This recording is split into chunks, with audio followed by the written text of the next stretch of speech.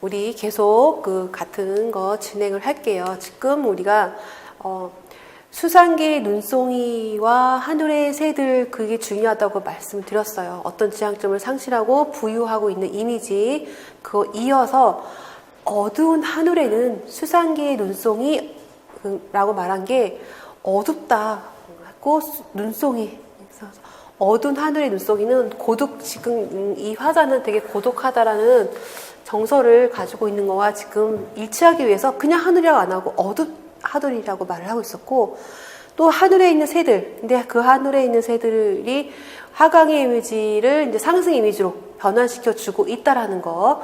그래서 우리가 어디서 그 시상이 하강에서 상승을 가는지 그거 파악하는 것도 중요하다고 말씀드렸었죠. 화자의 그런 의식이 하늘의 새를 통해서 하늘에 있는 새를 막 보면서 정화되고 또 방황을 끝낼 수 있게 될 거라는 그런 암시, 전망을 보여주고 있고, 자유롭게 떠도는 삶이 투영된 객관적 상감이란 거 우리 전에 있는 슬라이드에서 확인을 했었고요. 제목에서 주는 기항지가 상징성이 있죠. 화자의 방랑, 떠난다. 제가 다 지워버렸는데 떠나는 것, 또 안착하고 싶은 그런 이중적 의미의 장소가 있다라는 거. 김효식 선생님의 글인데, 이 황동규 시인의 이제 그 평을 하신 건데, 이 황동규 시인이 이 시를 쓸 무렵에 시인은 눈송이라는 비유를 즐겨 썼다. 그에게 있어 눈송이는 어디에도 안주하지 못하고 부유하는 속성을 지닌 것으로 파악하고 있고, 속성이란 말, 뭔가 눈송이의 속성은 뭐야? 지금 어디에 안착하지 못하는 떠돌고 있는 것. 소재, 눈송이는 막연함, 차가움, 덧없음 관련되어 있고요. 속성에 하나씩 하위 범주를 나열한다면 이렇다는 거죠. 또 그의 황동규 시인의 핵심적 감정 전달 매체로 지금 표현되고 있어요. 어느 곳에도 안주하지 못하고 방황하는 모습을 차가운 겨울날의 항구 모습, 기항지 통해서 묘사해낸 작품이라고 규미 선생님이 다시 한번 말씀하시고 있는 거 제가 계속 기억 오래 가시도록 반복하기 위해서 가져온 글이에요. 처음부터 끝까지 묘사로 일관되고 있어서 그림을 보는 것 같다라고 마무리를 하고 계십니다. 그래서 눈에 관한 우리 이미지를 지금 황동규 시인의 시를 통해서, 세 편의 시를 통해서 확인을 했고, 기출문제 풀이로 이제 다시 들어가는 건데, 신경린 시인의 가난한 사랑 노래, 우리 조그만 사랑 노래에서 가난한 사랑 노래는 무엇일까? 부제가 있어요. 이웃에 한 젊은이를 위하여라는 부제를 달아놨는데, 가난하다고 해서 외로움을 모르겠는가? 너와 헤어져 돌아오는 눈 쌓인 골목길에 새파랗게 달빛이 쏟아지는데 가난하다고 해서 두려움이 없겠는가? 두 점을 치는 소리, 방범대원의 호각소리, 메밀묵 사려 소리에 눈을 뜨면 멀리 육중한 기계 굴러가는 소리. 가난하다고 해서 그리움을 버렸겠는가? 어머님 보고 싶소. 수없이 내어보지만 집 뒤 감나무에 까치밥으로 하나 남았을 새빨간 바람 소리도 그려보지만 가난하다고 해서 사랑을 모르겠는가? 내 볼에 와 닿던 너의 입술의 뜨거움, 사랑한다고 속삭이던 너의 숨결, 돌아서는 내 등 뒤에 터지던 너의 울음. 가난하다고 해서 왜 모르겠는가? 가난하기 때문에 이 모든 것들을 버려야 한다는 것을 1988년도에 가난한 사랑 노래의 시집에서 이제 들어있는 가난한 사랑 노래를 지금 들었는데, 하나하나씩 의미를 볼게요. 모르겠는가 하면서 모르지 않는다는 말을 그 영탄을 섞어서 서리법으로 지금 계속 반복하고 있었어요. 그리고 이야기로 형식을 갖고 있었고, 모르겠어. 제가 말한 어조에서도 자주 어린 어조로 제가 읽었는데 이 작품이 말하고 싶은 거였겠죠. 모르겠어. 알지 하면서 뭔가 자주 어린 어조로 한다고 제가 낭독을 했는데, 작품 전체를 통해서 동일한 통사 구문이 반복되고 있었어요. 서리법을 통해서 화자의 가난한 이웃의 한 젊은이를 강조하고 있었고, 눈 쌓인 골목길에 새파랗게 달빛이 쏟아지는데 했어요. 새파란 달빛이 얼마나 환하게 비치면 새파랗다 말을 할 수가 있을까? 히다못해 시릴 정도로 새파란 달빛이 비치는 도시 골목길의 풍경을 시각적으로 묘사하고 있는 거죠. 외로움의 이미지.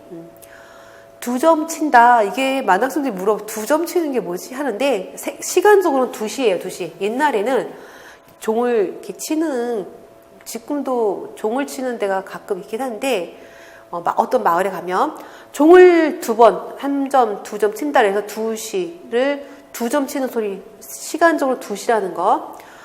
방범대원의 호각 소리는 또 무엇일까라고 물어보는데, 예전 드라마 영화 보면은 통금 시간이 있어갖고 막 밤에 이렇게 잡혀서 이렇게 구치소 같은 데 이렇게 모여 있는 그런 거 볼 수 있을 거예요. 그게 이제 1982년 폐지할 때까지 36년 동안 실시되었다고 합니다. 36년 동안. 저도 근데 우리는 잘 모르는데, 그 영화나 이런 데 매체에서 이렇게 잠깐 보면서 36년 동안, 그리고 오랫동안 그게 실시되었다 합니다.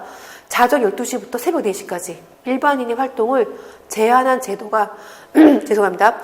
그 야간 통금이라는 게 있었어요. 그래서 그 시간대는 사람이 돌아다니면 안 되는 거였어요. 그리고 예전에는 메밀묵 사려 이런 이제 드라마 영화에서 보잖아요. 그러면 이제 이렇게 메밀묵 장사가 이렇게 메밀묵 이렇게 판에다 이렇게 하고 다니면, 그래서 겨울밤에 그 메밀묵을 즐겨 먹었던 삶, 그 소박한 삶, 그걸 보면서도 지금 이 시에서도 보여주고 있는 거죠. 제가 오늘 강의를 쉴까 하다가 나왔는데 여전히 컨디션이 안 좋아서 목소리가 너무 죄송한데, 육중한 기계 굴러가는 소리 했어요. 도시의 기계 문명을 상징하는 거겠죠. 지금 신경리 시인은 농촌의 사회가 공업 위주의 행정정치, 산업정치 때문에 몰락해 가는 과정, 또 농민들이 힘들게 살할 수밖에 없는 상황으로 몰리는 그거에 많은 초점을 두고 있어요. 좀 슬라이드 내려가다 보면 제가 정리해놨는데, 육중한 기계 굴러가는 소리, 그 공업주의로 되고 있는 그 산업 정책의 그 물질 문명, 도시계획의 문명, 도시에 사는 공장 노동자의 같은 이 화자가 조금 드러날 건데, 도시공장, 노동자인 화자와 같은 사람에게는 이 기계 굴러가는 소리가 막 오늘 이 생산을 다 맞추면 오늘 우리 회사가 잘 될 거고 이런 것보다는 공포의 대상이 될 수밖에 없는 게, 이 당시엔 또 산재라는 보험도 없었고, 팔 잘리는 거, 뭐 손가락 잘리는 거 여러 가지 작품에서 우리는 드러난 걸 봤었어요.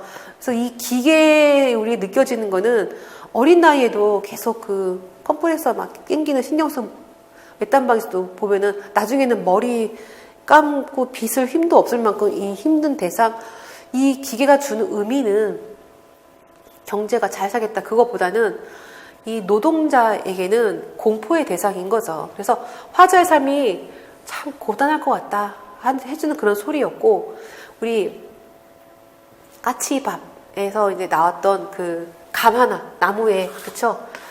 시골에 가면 가끔 그 먹고 살기 힘든데 감이 이렇게 있어요. 제가 송수건에 까치밥 할 때 말씀을 드렸기 때문에 자세히 말씀 안 드리는데, 동물, 뭐 날아다니는 새 떨어지면 뭐 밑에 다니는 짐승들을 위하여 놔두는 거라고 말씀을 드렸는데, 이 내면적 의미는 사랑이죠. 누군가를 배려해주는 사랑, 그거죠. 그래서 여기서 마찬가지로 그 먹고 살기 힘든 그 상황에 이제 누군가를 배려하기 위해 이렇게 남겨두는 이런 새빨간 감, 이게 뭐예요?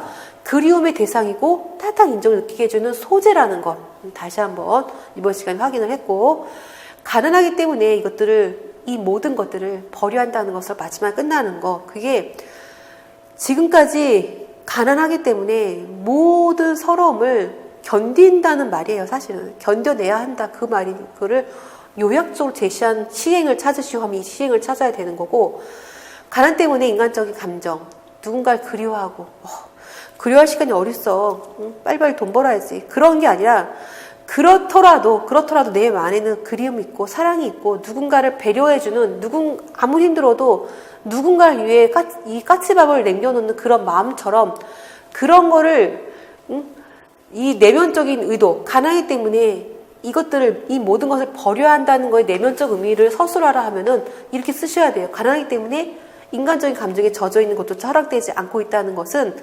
표면적인 거고, 인간적 진실성, 아름다움은 오히려 조금도 변하지 않는다는 강한 역설이 스며져 있는 게 내면적인 의도인 거예요. 그래서 표면적인 것, 우리 학습활동, 교과활동 하다 보면은 그런 것들을 꼭 물어보죠. 우리 기출도 물어봤었고요. 표면적인 의도와 내면적인 의도에 대해서 서술하라, 물어본단 말이에요. 그리고 가난이기 때문에 이 서러움이 요약된 것을 시행을 찾으시면 시행을 일단 찾는 게 1번이겠고, 그 다음에 표면적인 의도, 내면적인 의도를 다 서술해야 된다는 것. 또 우리 기출 문제로 제가 만들어 놓지는 않았지만, 예상 문제로 만들어 놓지는 않았지만 준비를 해야 되겠죠.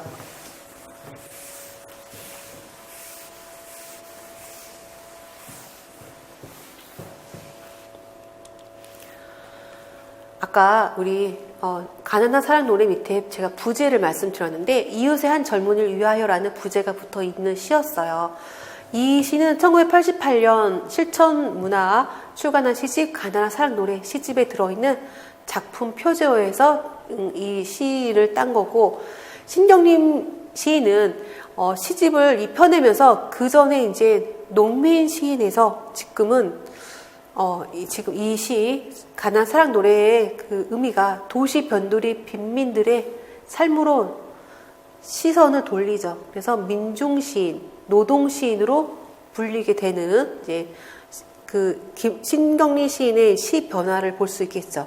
아까 1행에서 3행까지는 헤어짐의 외로움을 말을 했고, 그 다음에 현실 생활의 두려움, 고향에 대한 그리움도 있었고, 사랑하면서도 헤어질 수밖에 없는 아픔을 노래했었고, 가난으로 인해 모든 것을 버려 하는 그 아픔을 요약적으로 표현한 그 시상 전개가 있었지만, 이 마지막 행에서 보여주려고 한다는 것은 표면적 의도보다는 역설적인 내면적 의도가 더 중요하다는 거 방금 우리 확인을 했었죠.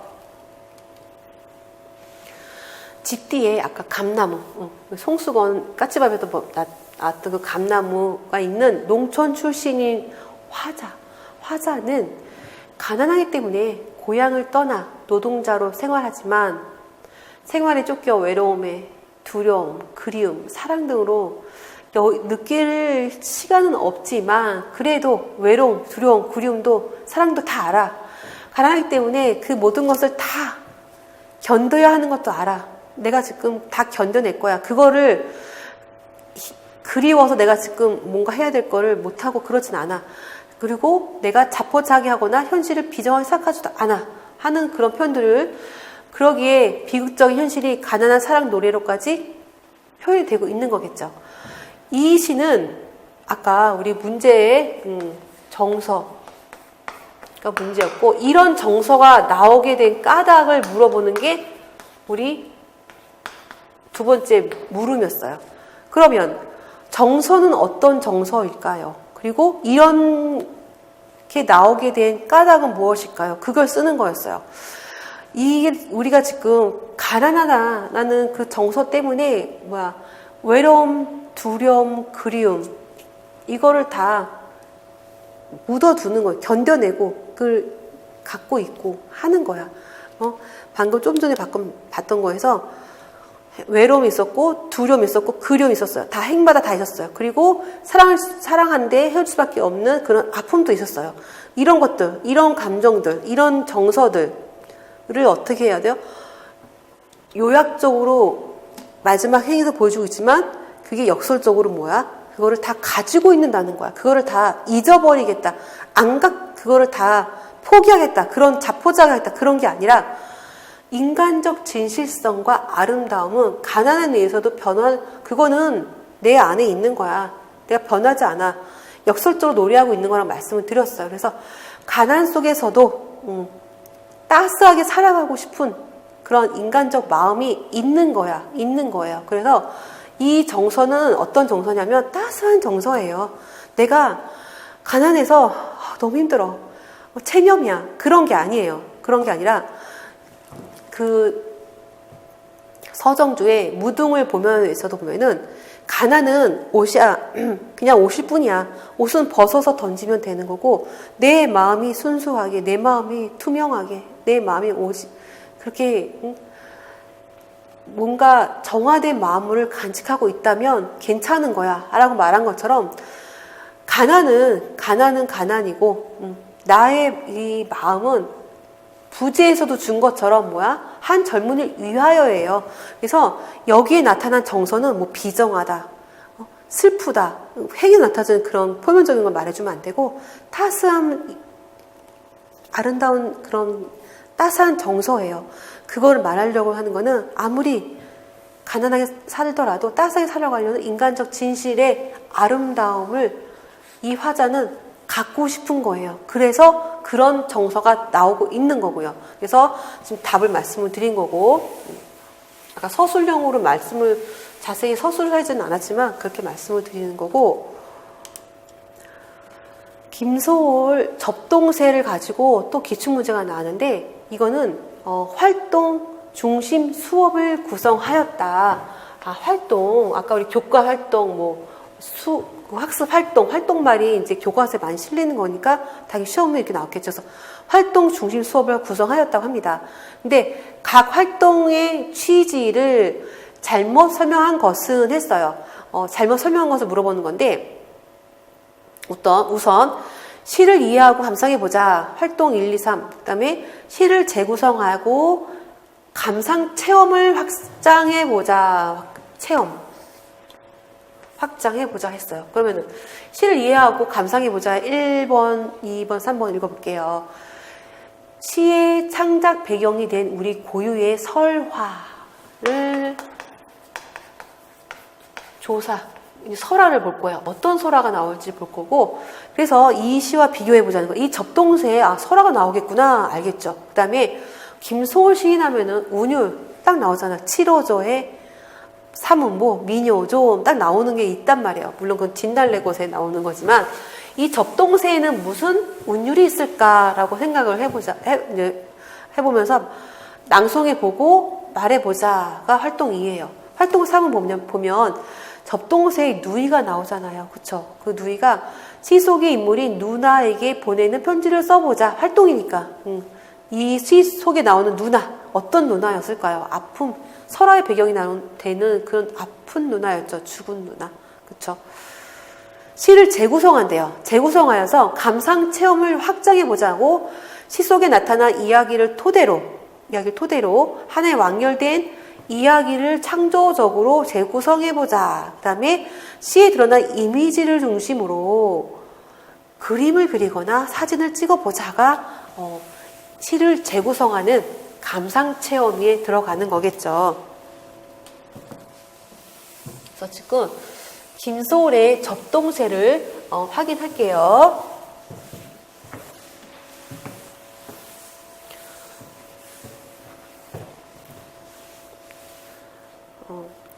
활동 1, 2, 3 지금 여기 5번까지 있는데 아까 아는 것을 물어본 거였어요. 아는 거, 잘못된 거. 근데 지금 5번이 답인 거니까 1번부터 지금 4번까지는 맞는 거니까 읽어볼게요.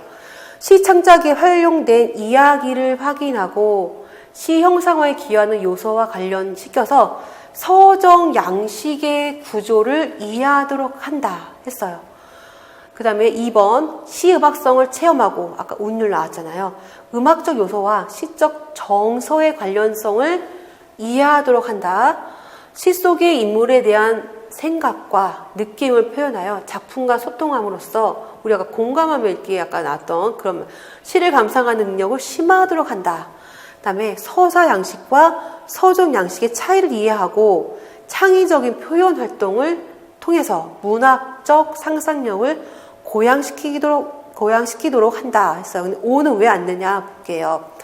다양한 매체로 표현하는 활동을 통해서 시적 언어와 시적 구조의 상관성을 분석적으로 이해하도록 한다 했을 때 이 감상 체험이라는 거에서는 시적 언어와 시적 구조의 상관성은 보지 않는다는 거죠. 그러면 다시 한번 문제를 볼게요. 이해하고 감상하는 거예요. 그리고 확장하는 거예요. 확장하는 건데 지금 여기서 보면은 설화조사 이야기 맞고 운율 보는 거 맞고 인물수 확인하는 거, 그 다음에 완결된 이야기로 한 번 더 창조적으로 다시 하는 것, 그 다음에 이미지를 중심으로 그림을 그리거나 사진을 찍어보는 이런 수업에서 이 활동 취지와 다른 것을 찾는 건데 방금 봤던 활동에서도 시적 언어와 시적 구조에 관한 분석적으로 보는 거에 대해서는 나오지 않았어요. 그쵸? 근데 창의적 표현 활동을 통해서 문화 상상용 창의적 활동 나왔고 지금 이 서적 양식에 대한 거를 통해서 그 다음에 작품과 소통한다. 거기 인물에 대해서 방금 확인했었죠. 활동에서 음악적 요소 우리 활동에서 운율 확인했었고 이야기 설화 하면서 이야기를 통해서 그 이야기가 형상화에 어떻게 기여하는지에 대한 양식 구조를 보는 거는 가능하죠. 하지만 시적 언어와 시적 구조의 상관성을 분석적으로 이해한다는 거는 감상 체험의 확정이 들어가지 않는다는 거예요. 그래서 그게 답인 거고 김서울의 접동세를 볼게요. 여기 지금 운율과 설화를 확인하고 이 눈화는 어떤 눈화인지도 보면서 확인을 할 건데 접동, 아우레비 접동. 진두강 가람가에 살던 누나는 진두강 앞마을에 와서 옵니다.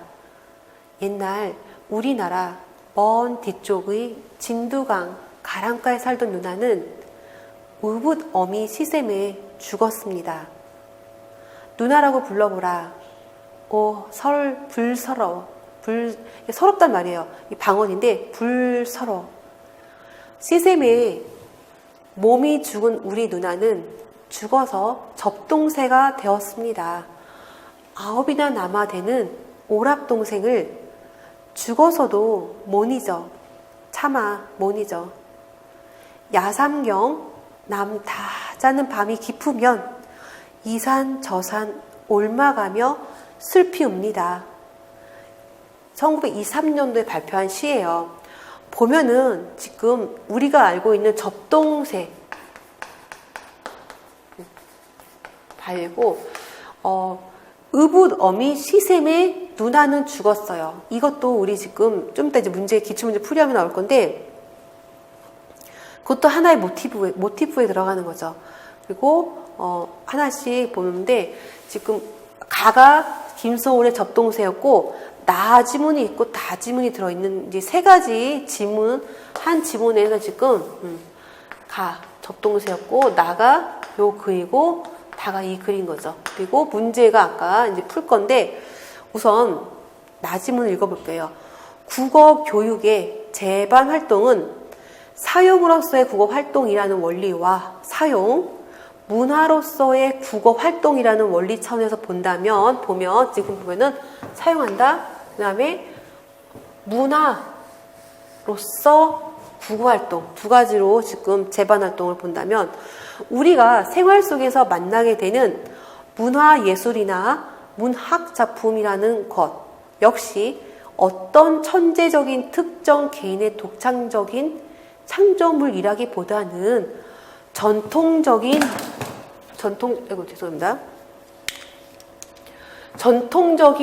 요걸 좀 제가 중요하게 핵심을 잡아드리려고 움직이다가 급하게 전통적인 문화적 유산을 창조적으로 계승한 결과의 산물이라는 겁니다.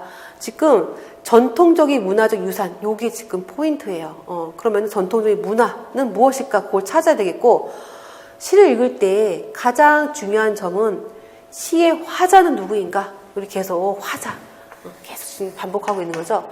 그는 어떤 처지에 있는가? 그의 관심사는 무엇인가를 파악하는 것이다. 이 세 가지 점에 대하여 대체적으로 짐작하고 나면 그 나머지 문제는 이것과의 연관 속에서 풀리게 된다. 이런 사항들을 알려주는 실마리는 대개 작품 안에 있다고 김용규 분이 문학작품의 이해와 감상에서, 이것도 교과서에 실린 글인데 우리 기출문제로 나왔죠. 전통적인 문화적 유산, 물론 개인의 창조적인, 개인의 타고난 능력도 있지만 그것보다는 전통적인 문화적 유산을 창조적으로 계승한 결과의 산물이라는 거에 지금 포인트를 두고, 나의 문화로서의 국어 활동 원리라는 재반활동 중에서 지금 두 번째 사용 원리 말고 이 관점에서 가의 그 시 작품을 감상할 때 접동세에 감상의 내용이 될 수 있는 전통적인 요소를 4가지 설명하시오 했어요. 그러면은 김소월의 접동세를 보면서 여기 전통적인 요소들이 4가지나 있었구나. 그리고 그런데 있었구나 찾아야 되고, 아까 앞서서 말씀드렸던 한의 정서가 있어. 우리 민족의 한의 정서. 첫 번째 한 비애로 됐던 거. 그 한과 비애로 작품의 주제가 드러나 있고요. 접동세 설화, 아까 접동세 설화를 인용하고 있었어요. 접동세는 우리 문학에 자주 등장하고 있는 소재예요. 근데 여기에 이제 누이에 대한 그리움을 담고 있고, 계모가 계모가 이제 들어왔어. 그 이제 아버지 있고 어머니인데 어머니가 돌아가신 거죠. 거기에 있는 딸을 이 새로 들어온 어머니가 구박하는 이 모티프, 우리 많은 동화에서, 많은 이야기에서 나오고 있는 것, 이것도 우리 전통적인 요소들 중에 하나라는 거죠. 또한 동물로 환생하는, 지금 접동세라는 동물로 환생하는 환생 모티프, 윤회 모티프가 우리 전통적인 요소들 중에 하나라는 거죠. 그래서 첫 번째는 한의 정서, 두 번째는 접동세 설화를 인용한다는 것, 세 번째는 그러니까는 계모가 전처의 딸을 구박하는 이 모티프, 그다음에 그 동물로 다시 환생하는 윤회 모티프 4가지. 그래서 이 4가지를 다 기술을 한 거고, 전통적인 요소들 중에 4가지 찾은 거 다 한 거예요. 그래서 접동세, 김소월 접동세에서 이런 것들을 확인하면서 또 다시 한번 볼 거고, 이 관하여 또 두 번째 문제가 있는데, 가의 시작품 접동세를 다의 관점에서 분석할 내용을 서술하죠. 김홍 교수님 아까 읽어드린 거. 화자는 화자는 누구인가? 그 화자는 어떤 처지에 있는가? 또 화자는 관심은 무엇인가? 그게 지금 포인트죠. 그러니까 다의 관점에서 분석할 내용을 서술하시오 했어요. 접동세에서 시의 화자의 역할과 기능에 대한 설명을 포함하면서 접동세에 관하여 이제 아까 그 화자 누구인가, 화자 관심은 무엇인가, 화자 어떤 처지에 처해 있는가, 그걸 다 쓰는 거죠. 그러면서 또한 조건이 들어있어. 우리 시험에는 항상 조건을 명확히 명료히 확인을 해야 돼. 시의 화자의 역할과 기능에 대한 설명도 포함을 해야 되는 거예요. 화자는 아까 시적 자, 시인은 시적 자, 화자와 대화를 하면서 한다고 했어요. 대화. 결국 뭐야? 이 대화는 이 시인이 말하고자 하는 시인의 의도잖아요. 그쵸? 이 화자를 통해서 말하고 있는 거잖아요. 그러니까 화자는 시에서 말하려는 주체예요. 그쵸? 주체이다. 지금 역할과 기능까지 같이 포함해서 말을 해야 되기 때문에 시인의 느낌, 정서, 경험을 시의 언어로 말하고 있는 거죠. 표현 대상을, 접동세란 표현 대상을, 아니면 그림이라는 거를 접동세에게 넣어서 그쵸? 누나에 대한 그리움, 응? 관념적인 거를 접동세에 넣어서, 접동세에 빗대서 표현하고 또 변화를 주어 표현할 수가 있는 거죠. 누이를 잃은 화자. 여기서는 지금 접동세라는, 응? 김소의 접동세에서는 누이를 잃은 화자가 나와요. 근데 남동생이야. 그리고 남동생이었어요. 죽은 누이를 어떻게 하고 있어? 어떤 처지야? 그리워하고 있는 처지예요. 또 화자의 관심은 한과 슬픔을 품은 이 접동세에 있고요. 또한 옛날 우리나라 먼 뒤쪽에 진두강 가람가에 살던 누나는 의붓어미 시샘에 죽었습니다라는 3년이 있었습니다. 거기서 본다면 그 설화적 내용으로 본다면 시적 화자는 누나를 잃은 단순한 그냥 남동생에 축소되어 있는 게 아니라 보편적인 존재로까지 확장이 되어 있는 거예요. 우리 민족의 그런 보편적인 존재로까지 확장되어 가고 있다라는 거죠. 그래서 두 번째 문제까지 풀이를 받고, 아이고 죄송합니다. 이 접동세에 보면은 7호절을 바탕으로 한 운율, 우리 김소월의 시 대표적인 운율이죠. 그랬죠. 화름조, 아까 아우레비 하는 거. 그게 아홉 오라비를 화름조화한 표현이라고 합니다. 아홉 오라비를 화름조화한 것이라는 견해가 있어서 그 화름조화한 현상을 통해 새로운 시어의 창조가 있었고, 접동세 설화 갖고 왔고, 의성어를 통한 육친의 정을 애절하게 표현하고 있다는 것. 접동, 아우레비 접동하면서, 1년의 그 율격 구조를 본다면 A, B인데, 그거 다시 확인하고, 1년에서 확인할게요. 2, 3년에서 보면은 설화, 모티프를 갖고 왔고, 설화의 내용에 대한 객관적 서술을 하고 있고, 불서러워. 아까 제가, 서러워 말씀드렸죠. 평안도 사투리라고 합니다. 불서러워. 우리가 하는, 서러워 하는 그 말. 화자의 주관적 감정이 서럽다 하고 직접적으로 표출된 거. 2, 3년에서는 객관적 서술로 가다가 여기서는 직접적으로 표출하고 있다라는 거. 우리 누나는 죽어서 접동세가 되었습니다. 라고 우리 누나는 접동세가 됐다라는 이 화자와 그 읽으면서 우리 누나라고 읽는 순간 우리는 뭐야? 학자가 일체화되는, 동일시가 되는 거를 느낄 수가 있고, 접동세는 재생, 아까 윤의 모티프, 재생을 통한 영원 불멸의 삶을 획득한 존재로 해서 우리 문학에 많이 드러나 있고, 자유로운 존재가 아닌 전생에 구속된 존재로서의 한을 표상하고 있는, 접동세 하면 한, 비애, 그쵸?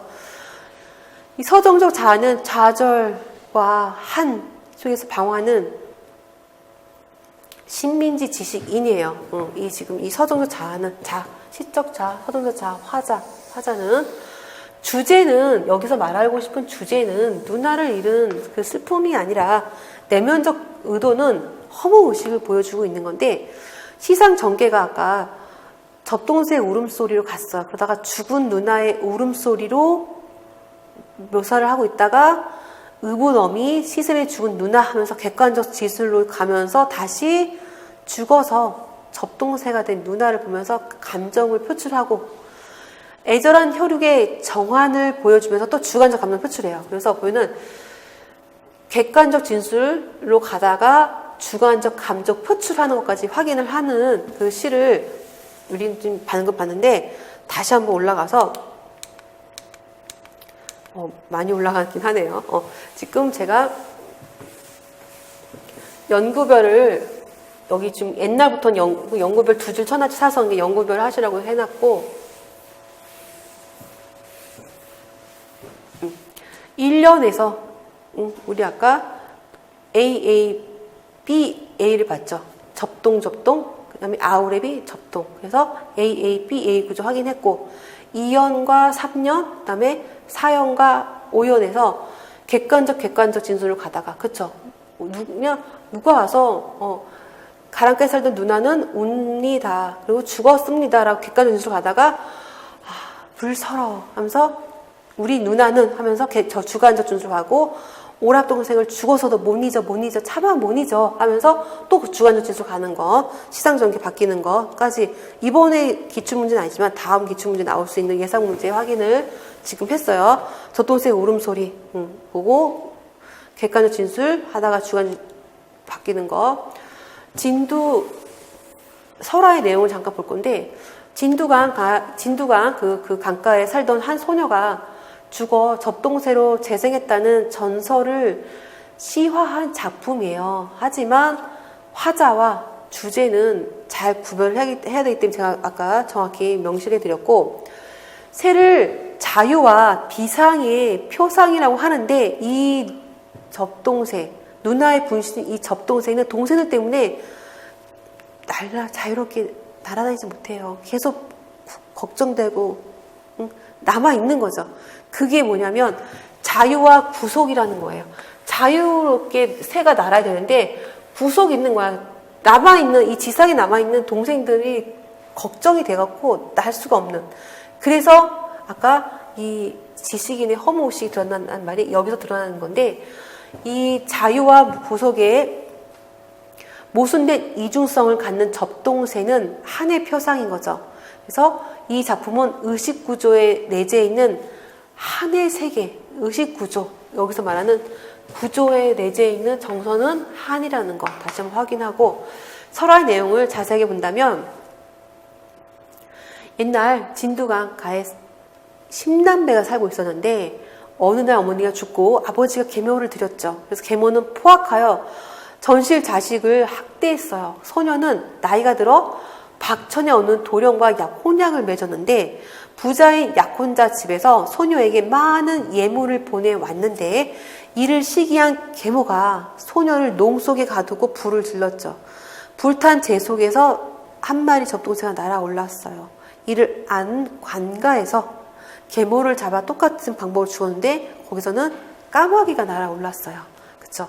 그래서 접동새가 된 소녀는 계모가 무서워 남들이 다 자는 야삼경에만 9동생이 자는 창가와 숲이 옵니다.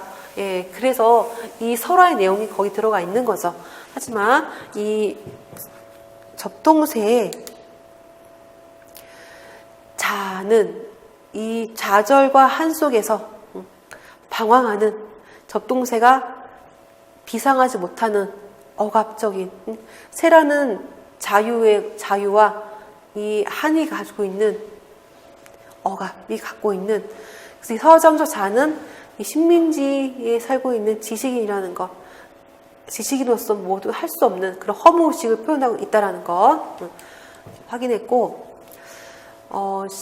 두견새의 다른 이름들 우리 작품에서 귀촉도 고전에서 많이 확인할 수 있고, 망대혼, 소쩍새, 불여기, 자규 다 같은 두견새의 방금 봤던 우리 접동새의 다른 이름들이었어요. 서울시의 저변에 흐르는 한, 우리 한민족의 심신이 깔린 정서라는 것, 서울시 한 민요와의 관계를 다시 한번 본다면 한은 우리 고려 소교나 시족, 구존하는 민요, 민담에서도 발견되는 것이죠. 여러 민요를 살펴본다면 서울의 그 시에서 노래한 이별의 한이 그대로 나타나고 있음을 우리 확인할 수 있었고, 한국 민요의 정서 하면 한, 아까 계속 반복하는 거죠. 일치한다는 거는 우리 비평 여러분들에게 우리 확인된 사실이라고 합니다. 몇 가지 진행하고 다음 시간에 이어서 뵐게요.